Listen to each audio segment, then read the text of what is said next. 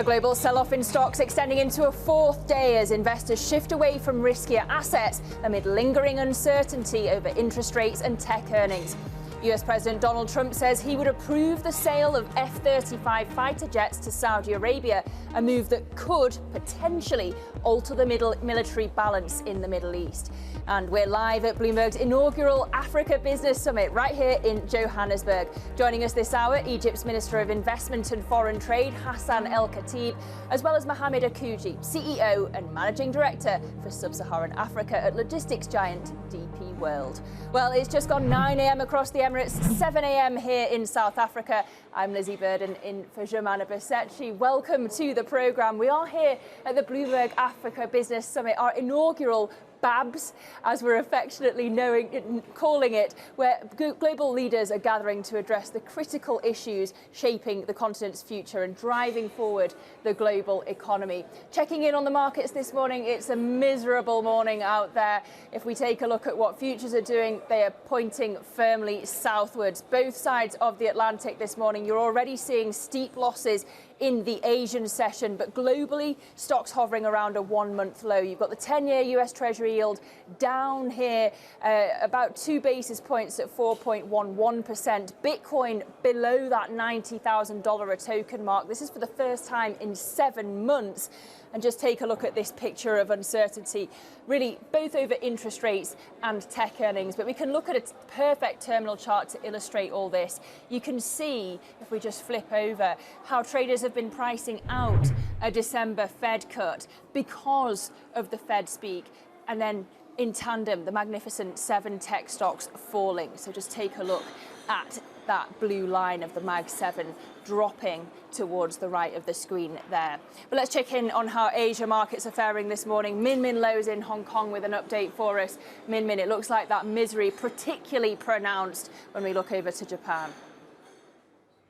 That's right, Lizzie. We are seeing a downdraft across all Asian markets here, as particularly Japan and Korea. As you said, there is the repricing of a Fed rate cut in December. There is market jitters leading up to Nvidia's earnings and whether or not the earnings could meet the lofty valuations and expectations that are priced into markets. So we are already seeing Nvidia suppliers in Asia, the likes of SK Hynix, LG Energy, leading declines on the Kospi here, the TAIEX as well, down about 2.3%. And the Nikkei, we're seeing SoftBank down about 6% or so. It's again all of that AI names that are seeing declines today. And you add to that the geopolitical tension between China and Japan.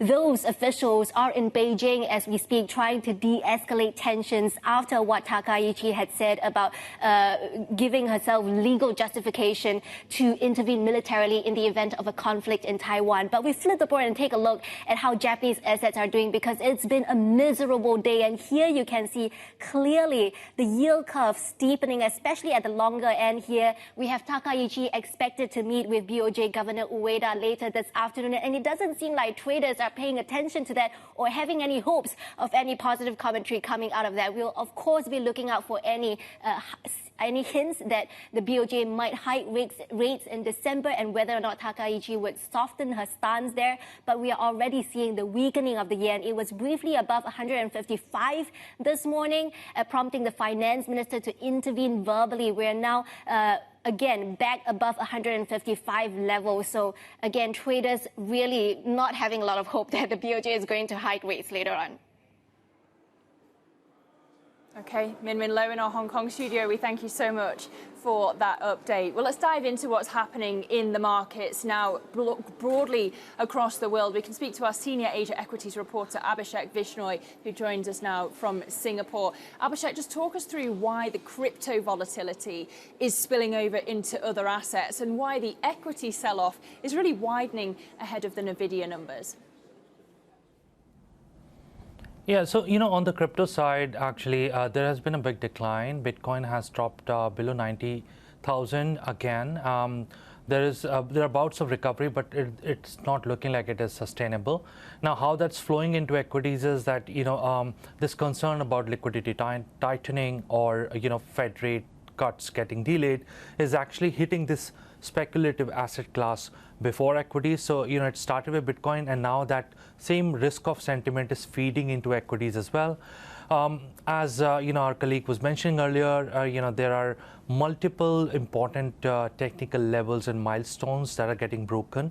We are seeing indexes, fall 2 to 3 percentage points in a single day, and that has made some investors wary of whether the trend is changing. But we got to keep this in mind that this is positioning and price action ahead of a very important event in terms of Nvidia's earnings. And then there is that will be followed by another very important event, which is US jobs data. So, I mean, these two events can actually, change the tone completely. For now, it looks like a risk of positioning ahead of these events. In Asia, actually, we are seeing the Asian AI trade actually getting punished as well. If you look at Japan's Topics Index, Korea's Kospi, or the Taiwanese benchmark, there are big declines that have happened on an intraday basis. Most importantly, Kospi, which has been the poster child of Asian AI trade, the pick and shovel sort of bets, which are backed by capex and cash flows, they are breaking down, and that doesn't bode well for this other Asian AI-related stocks. I mean, Hang Seng Tech Index was already down 10% from a peak, going towards a correction, going into already trading into a correction. Kospi is almost heading there, and Taiwanese TAIEX Index is also seeing similar price action. So. All in all, this speculative, bout of risk-off that started with Bitcoin has started feeding into equities as well. There are some concerns right now whether people who are suffering losses in this one asset class are also looking to fill in their potential margin calls or some sort of that thing via equities and other asset classes. But that just remains speculation right now. Okay, crucial context. Abhishek, thank you so much. Abhishek Vishnoi, Bloomberg Asia Equities reporter there.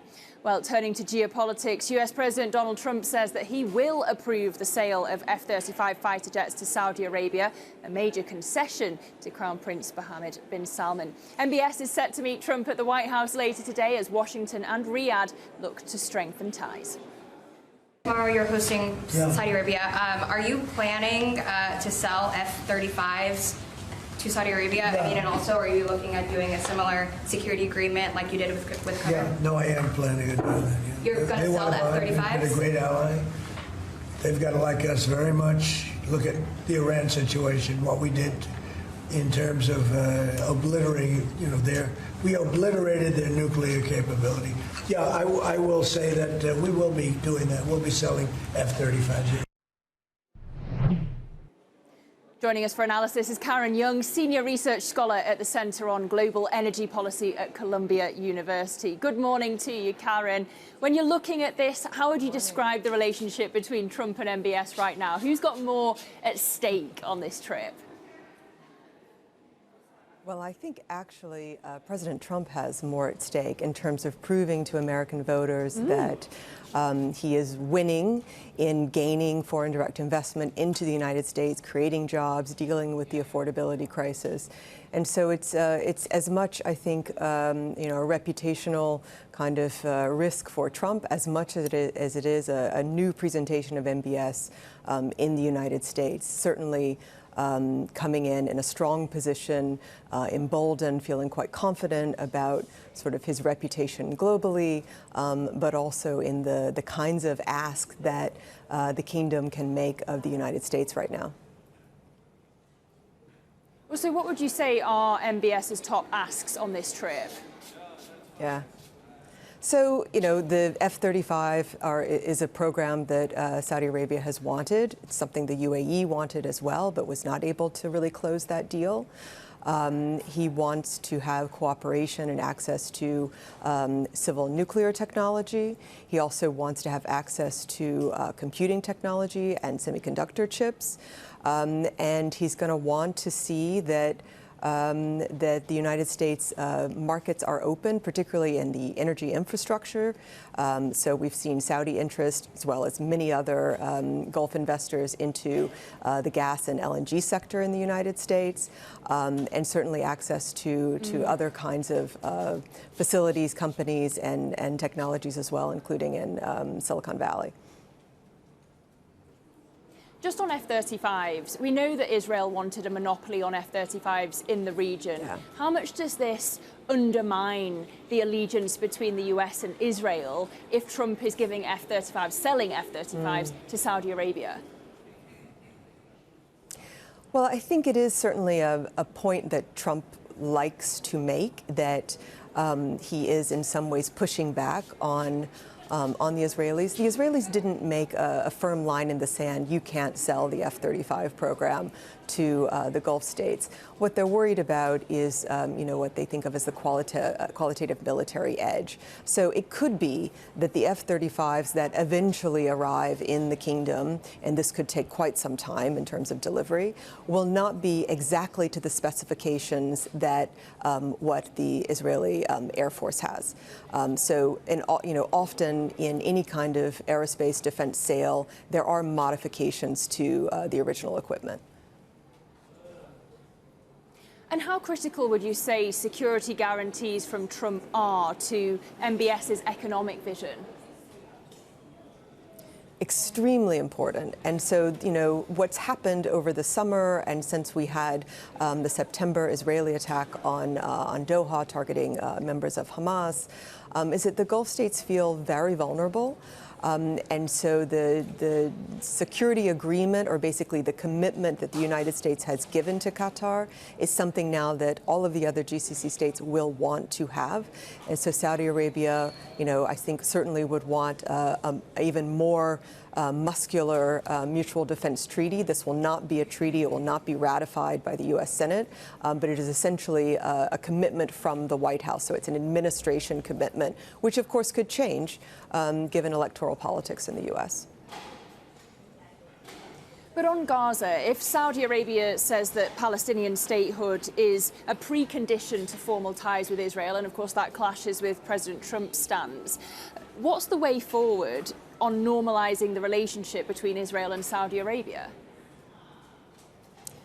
So Saudi Arabia has not closed the door to the idea of normalization. They have simply said the conditions are not there now. Israel has not accepted statehood for the Palestinians, and until that happens, and until there is a pathway for a Palestinian state, I think Saudi Arabia will withhold, going towards normalization.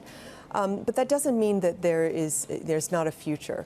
And all of the agreements that we're seeing Mohammed bin Salman sort of sign or announce when in his visit to the White House today, and the investment announcements tomorrow, really are negotiations that have happened over the space of the last 2 years that, really started within the Biden administration. And so all of these ask, whether it's on the civil nuclear or the defense agreement or access to technologies, including support for the mining industry in Saudi Arabia, these are things that the kingdom has been consistent about. And they used to be tied to normalization, being the fourth file in that portfolio of 4 agreements. And now what's happening is that 3 agreements are moving forward without that critical normalization fourth. But Karen, when Trump was in the Middle East earlier this year, both sides touted this slew of new AI partnership, but the US hasn't granted those necessary chip export licenses yet. Do you see actual progress on this visit? That has been a complaint. It's been a complaint certainly by the UAE, which has asked for a much larger number of chips. And so this has been a process. The Trump administration essentially changed policy from what was in the Biden administration in terms of the kinds of technologies and chips that they would allow for export and the number of them. They seem to be softening. And I think, we will probably see some progress. It is not moving as quickly as of the buyers and the recipients of this technology would like to see. But I think the expectation is that this visit moves that process along. And we'll see what the announcements are today and tomorrow. All right, Karen Young, Senior Research Scholar at the Center on Global Energy Policy at Columbia University. Great to have your insights this morning. We thank you so much. Well, coming up on the programme, as Boeing racks up some early wins with orders from the likes of Emirates, we'll discuss what else we're expecting at the Dubai Air Show. That's next. This is Bloomberg.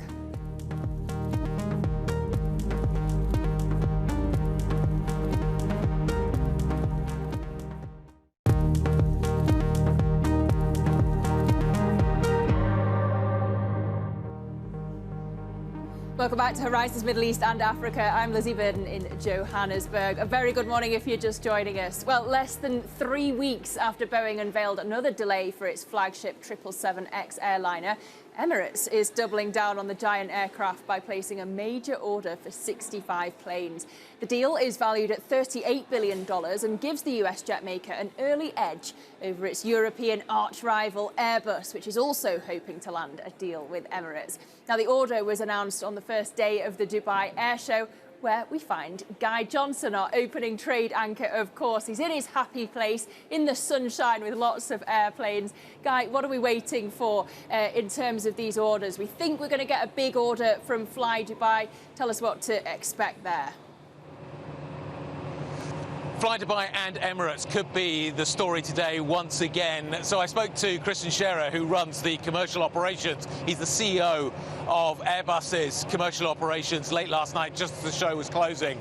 He sounded pretty optimistic about today. He was looking forward to today. So it sounds like we are going to maybe be seeing some big Airbus orders coming through, maybe matching what we saw yesterday coming through from Boeing with that 777X order that came from Sir Tim Clark over at Emirates. I'm going to be speaking to Sir Tim a little bit later on this morning. We'll get his take on what is happening in the aviation space. He's basically putting Airbus and Boeing once again offsetting each other, getting them to compete. They've got super large aircraft in the A350-1000, which is having a few engine troubles with the Rolls-Royce engines, and you've got the 777X, which is much delayed.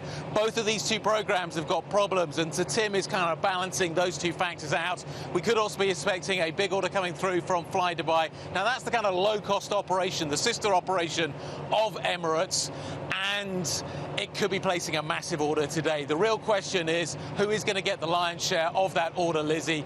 Will it be actually Airbus with its A320 program? And Fly Dubai currently only operates 737, the Boeing aircraft.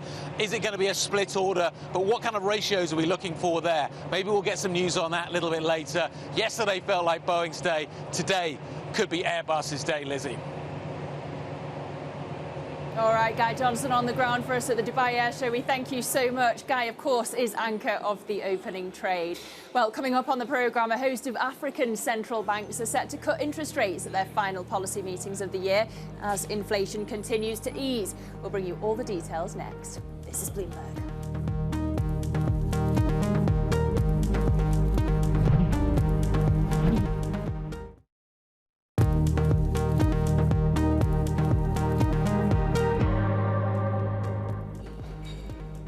Welcome back to Horizons Middle East and Africa. I'm Lizzie Burden in Johannesburg this morning. Well, a host of African central banks are set to respond to easing inflation by cutting interest rates at their final policy meetings of the year. It's hoped that the rate reductions will reinvigorate growth across some of the continent's biggest economies, like Egypt, Nigeria and South Africa. For more, we can go to Bloomberg's Ondiro Oganga. She joins us now from Kigali, Rwanda.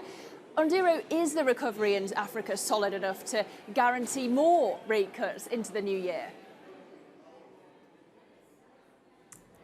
Good morning, Lizzie. So there's solid ground to make a case for more rate cuts on the African continent. If you look at one of the key drivers of high interest rates is inflation, and we've seen a downward trend with inflation. There are also other factors outside of the continent that have led us to this point. One, the US dollar has shown some slight weakening due to President Donald Trump's tariffs. Then the Fed reserves have taken a dovish stance, and also oil prices in the international market are retreating. All these factors are giving confidence to African central banks to begin reviewing the stance that they have held for a better part of the year. We have countries like Zambia and the Democratic Republic of Congo cutting rates for the first time. And then you have other countries like Ghana and Kenya that will continue their easing cycle. Ghana, for example, they had a big cut of 350 basis points in September, and Bloomberg is expecting a 325 basis points cut in their next meeting. Inflation is at a 4-year low. They're having good windfalls from gold, from cocoa, and this has strengthened government's fiscal position, but also strengthened their currency, which has gained 34% against the dollar. And this is a currency that had lost nearly 60% of its value to the dollar just 3 years ago. If we look at Kenya, we are also expecting a 25 basis points cut. And this will bring their rates to 9%, the longest cut that they have had, which is uninterrupted. And it's because inflation is within the central bank target. We also look at oil-producing countries like Angola and Nigeria, cautiously optimistic. They had their first cut in September. But if you look at Nigeria, inflation is at a 3-year low at 16% from a high of above 30%. And so that is the reason why we're expecting a cut. In Angola, inflation below 20%. Rand Merchant Bank is expecting a 50 basis points cut. But all eyes are on South Africa and Egypt, the biggest economies on the African continent. In South Africa, analysts are expecting about a 6 basis points cut, or rather cut 25 basis points cut to bring the interest rate to 6%. And in Egypt, they're a little bit conflicted. Only 4 of the 7 surveyed analysts say that they are hoping for an 100 basis points cut. Ndiro, let me ask you a question that's been swirling around the conference hall here at the Bloomberg Africa Business Summit, and that is there more than meets the eye when it comes to the premium that African countries are charged beyond the perception of risk? That's a big question. I think risk will always play a big factor, because if we just put the continent into perspective, there's political volatility. We've seen Gen Z unrest. We've seen heavily controlled election. We've seen military coups. There's also debt sustainability concerns. Half of the African continent countries here are at high risk of debt distress. We've seen defaults on the continent: Ghana, Zambia, Ethiopia. And so for this, a higher premium is placed on them. And because of that, we are almost seeing that bias that they're talking about. You look at a country like Kenya, their 12-year bond, when they went to the market, they got a rate of 9.2%. Bahrain got 6.625%. And you can tell that this country, the only difference between them is 1 notch in the S&P ratings. So that brings that question of, is there a premium prejudice that is placed on these countries? And it's being argued that because African countries are paying a little bit more higher, it cumulatively adds up to about $75 billion annually. And this is such a high premium to place on developing countries on the African continent. On the flip side of this story is the fact that markets are beginning to charge what your fundamentals are showing. You look at a country like Ghana, it defaulted on its debt barely 3 years ago. And when they went back to the market, their rate was only 6%. Yeah. Ndiro, thank you so much. Setting us up perfectly for the Bloomberg Africa Business Summit today. We're going to speak to the DP World CEO next, here in Johannesburg. So stay with us for that conversation. This is Bloomberg.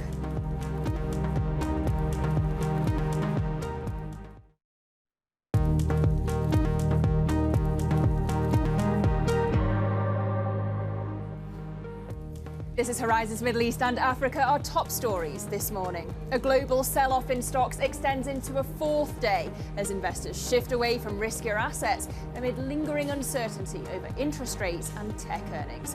Elsewhere, US President Donald Trump says he would approve the sale of F-35 fighter jets to Saudi Arabia, a move that could potentially alter the military balance in the Middle East.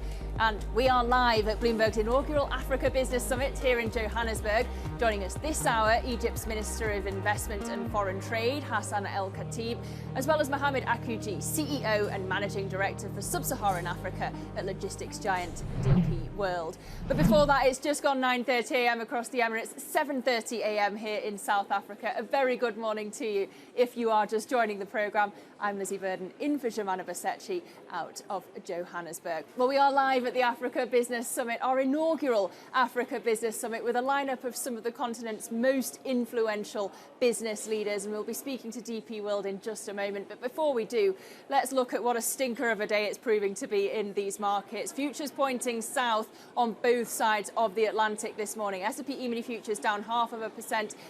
Euro Stoxx 50 futures down 1.3%, but it's already a miserable session in Asia, particularly for Japan. Look at Bitcoin here. We're just above that $90,000 a token mark, but we've slipped below it for the first time in 7 months earlier on in the session. And the 10-year Treasury yield 4.11% at this point. The uncertainty really there about a December Fed cut. So flip the board over and you can see it in this next terminal chart. When traders have been listening to that recent Fed speak, they've been parsing out the possibility of a December Fed cut. And in tandem, as you can see in that blue line, you've got the Mag 7 tech stocks falling. So we keep an eye as we head towards the US session on NASDAQ futures, currently down 0.6%. But as I say, it's also a miserable session happening in Asia. Min lows in Hong Kong with a look at how Asia markets are faring. Min, over to you.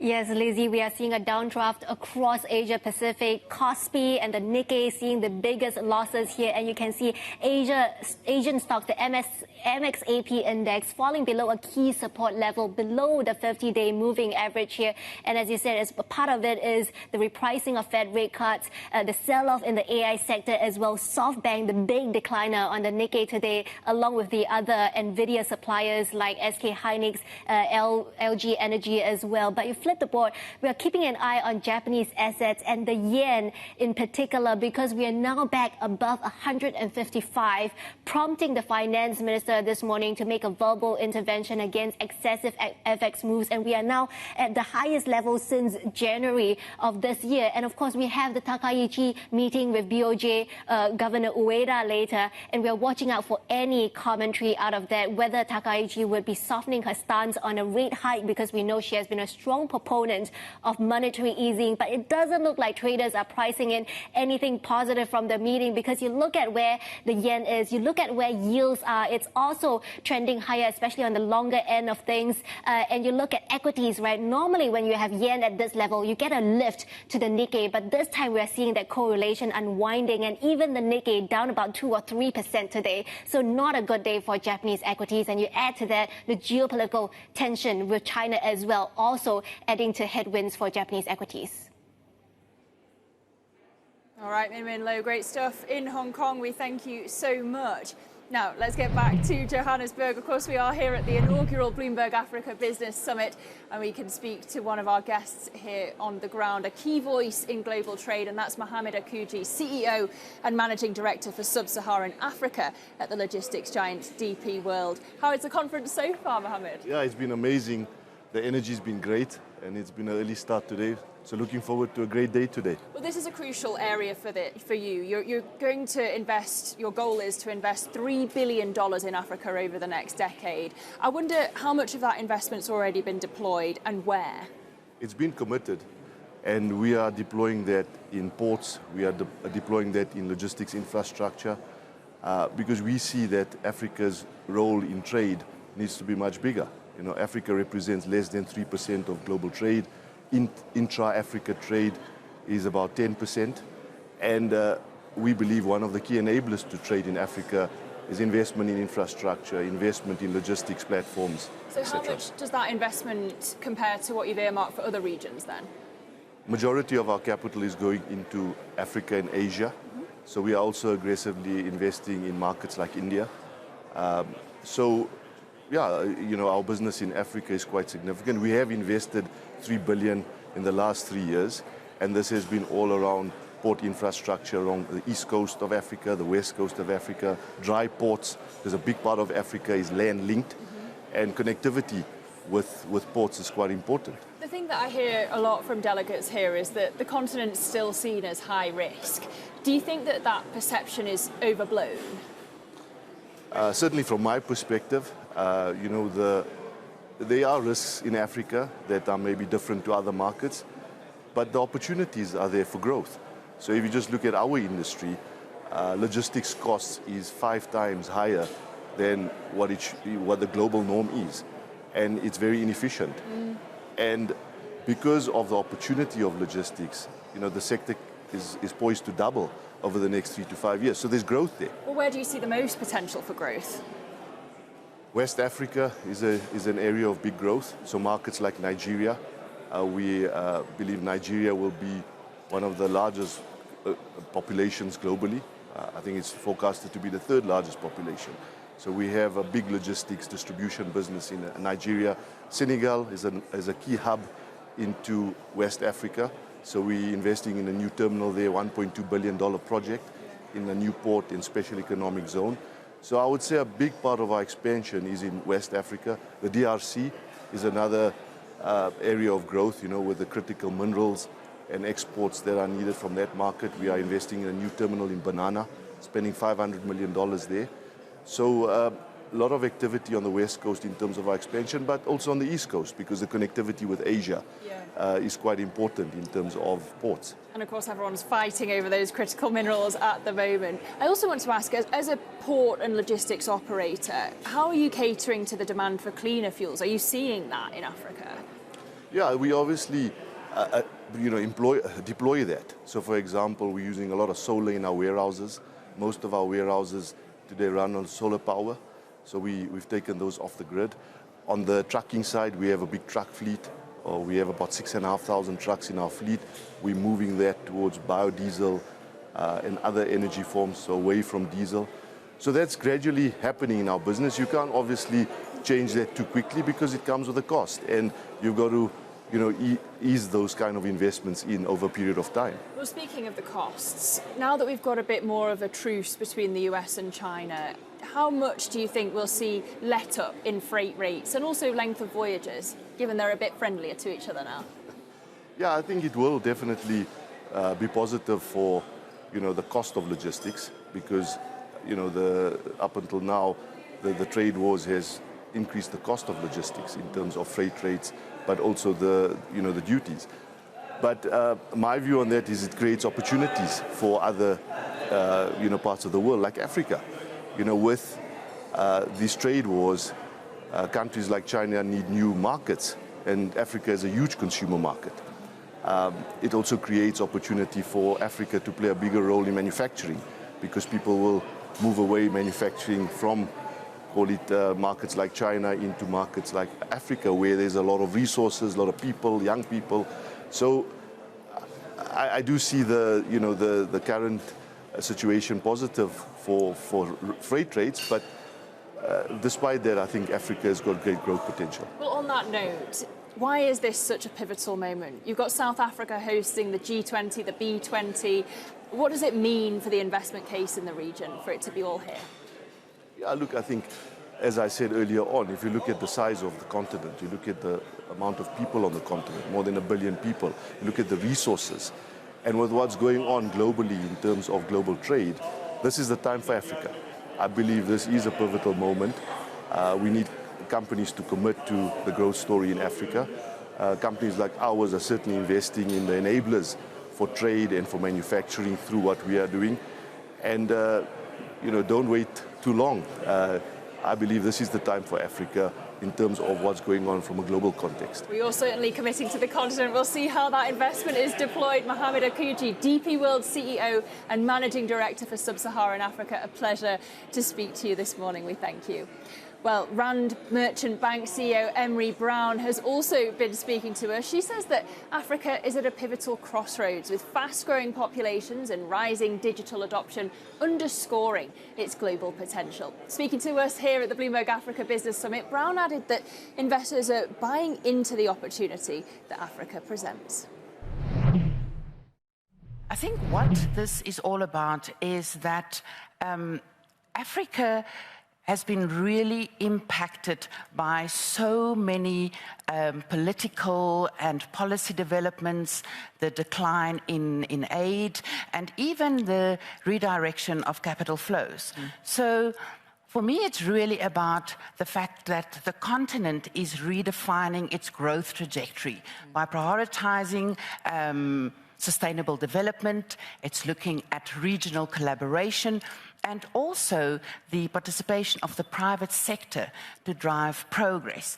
And for us, that is really so important, that Africa has got so much potential that it offers to the world. I mean, there's some amazing statistics.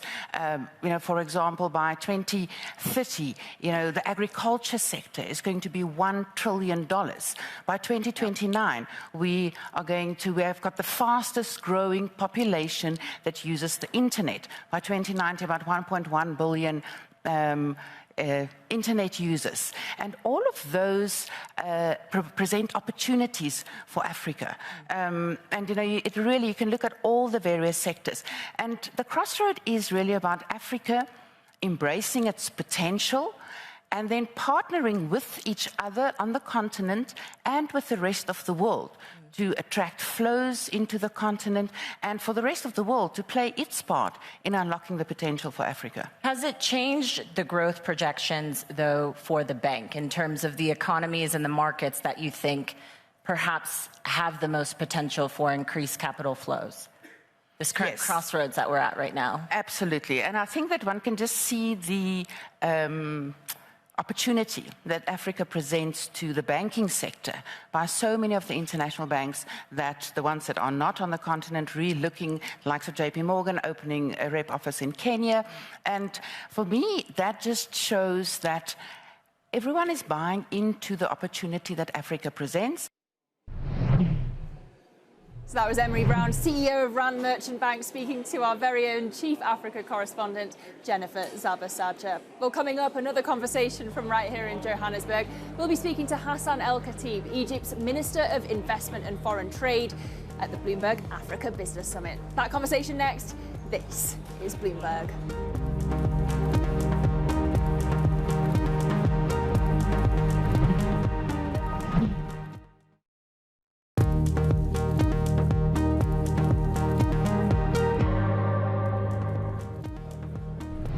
Welcome back to Horizons Middle East and Africa. I'm Lizzie Burden in Johannesburg. Well, we are live from Johannesburg at Bloomberg's inaugural Africa Business Summit, and I'm pleased to welcome Hassan ElKhatib, Egypt's Investment and Foreign Trade Minister. Good morning to you, Minister.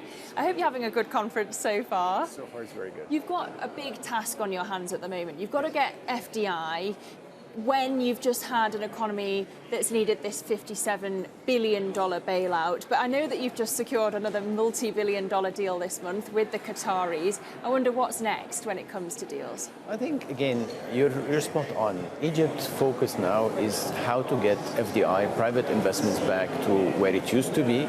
And again, making sure that we capitalize on the major investments in the infrastructure that we've put over the past 10 years, which is massive in terms of any scale. And our focus over the past year plus is really on the policy reforms, be it on the monetary policy, fiscal policy, trade policy, and the role of the state and other policies. Our game here is to make sure that investors can see that we are reforming, we are on the right track, and capitalizing on Egypt's competitive advantages today. And I think all of these policy reforms are the catalyst for FDI to come. Investors would want to see policies that are predictable, long-term, easy to understand, and enforceable across the long term of their investments. That's what we're trying to do. And as you rightfully mentioned, some of the bigger transactions that you just mentioned, the Qatari that we announced a couple of weeks back, and of course last year when we talked Ras Al Hikma, these are samples of the larger transactions, but we have a steady flow of industrial investments that we can see coming to Egypt over the past year and year. And what's that latest on Ras Al Hikma, the investment from the UAE? Ras Al Hikma, they are developing. They are starting sales in their first project. I think it's going to be a landmark project on the Mediterranean. And this is part of a vision that Egypt put, where we can really position Egypt on the Mediterranean, where we're not being one of the key destinations. But with Marasi prior to Ras Al Hikma, Egypt is now on the map. Ras Al Hikma is a major development. It's 173 million square meters. This is a city that will cater for 2 million people. It's going to be one of the most modern cities, and it will have its own airport, it will have its own industrial backbone, it will have its educational facilities. And I think, again, what we're seeing from our partners there is that they are putting something that will change the Mediterranean generally. Can you also update us on your plan to sell state assets? Has there been a shift in strategy at all? No, there was no shift. As I mentioned, that for policy is the role of the state. And over the past years, what we've tried to do is the blocks that are needed to affect a change in this. So we have the Sovereign Wealth Fund of Egypt, which is now dedicated fully to better manage the assets that we want to keep, the strategic assets that we would want to create the value add on these assets. And the fund is ready to have these assets. And then we have the divestiture unit, where we move some of the assets that we would want to sell and divest. the question that we had over the past several months, who will vet which companies are fit for the sovereign wealth fund, which companies are fit to be divested. So we created a unit, we put a law where we called it a state-owned enterprise unit, and we hired the team to manage literally in the past month, and we announced that. And that team is now working on that vetting process. The mandate of that unit is, again, prep the companies to be either moved to the sovereign wealth fund or to be divested through the divestiture unit. Egypt's also becoming a manufacturing hub when it comes to mobile phones and cars, especially electric vehicles. I wonder which global companies you're talking about to move more operations to Egypt. I think, again, we have many brand names. I would not venture into putting names here, but I think we're being seen as a very attractive destination. Look at the advantage of Egypt today. Location, we've been always in a unique location centered in the three continents, Europe, Africa, Middle East. But that location was hindered by the fact that we didn't have the infrastructure. Today we have the infrastructure that connect Egypt east, west, and south, north. I mean, look at what happened in the last 10 years. 20 new cities. You talk about more than 10,000 kilometers of roads. The public transport that has been connecting the 20 more cities. But more importantly, look at the railway system that we're putting, the high-speed railway that connects the Red Sea to the Mediterranean. And that's why we're seeing Egypt as a connectivity between east and west. I mean, IMEC, the Belt and Road, all of these are part of what we're doing. Cost of labor is 40% of that, of any location in the Mediterranean. But of course the instability in the Red Sea and ships avoiding the Suez Canal has meant that Egypt's state revenue has taken a hit. Do you have an estimate of the hit since October 2023? Absolutely. I mean, the Suez Canal proceeds are down by 60+%, but the policy reforms are actually compensating for that. So when you look at the monetary policy numbers in March last year, and you look at the numbers today, you see remittances of the Egyptians are up from 20 billion to 37 billion. When you look at the foreign reserves are up by at least $15 billion. When you look at inflation, it's down. Fiscal side, when we reform the fiscal side, the Minister of Finance is doing a fantastic job. We have the tax revenues are up in 1 year by 35%. In the trade side, just because we're putting trade on, again, being as competitive in trade, reducing the burden, reduce time and costs at the import. Today, we're going to see, hopefully by the end of the year, the trade deficit, the lowest since 2010. You see, when you, again, we as an economic team, we're betting on the policy reform. And I think we're very positively, taking these pieces of news that policy works. And we need to continue the reform, the structural reforms that we've started, because we know it's a journey, but we started that. So policy reform hopefully begets more investment. I wish you luck, Minister. That's Hassan ElKhatib, Egypt's Investment and Foreign Trade Minister. Lovely to speak to you here at the Bloomberg Africa Business Summit. Well, coming up on the programme, the maker of Baby Shark, Pinkfong, surges in its debut in Seoul. Get your kids for this next one. We'll get more on that listing next. This is Bloomberg.